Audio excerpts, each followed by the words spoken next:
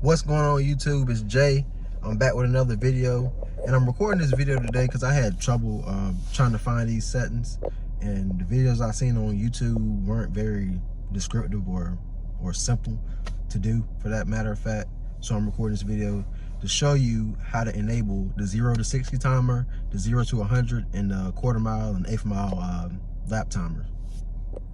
So first, you want to start by clicking the left arrow here.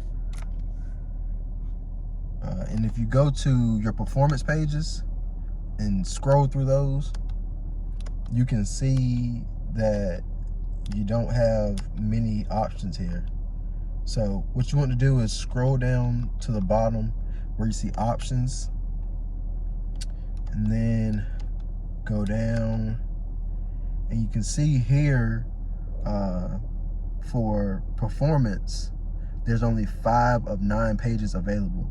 So you want to click the left button here, the right button here, excuse me, the right button, go over and go to performance, and then you want to enable these options here.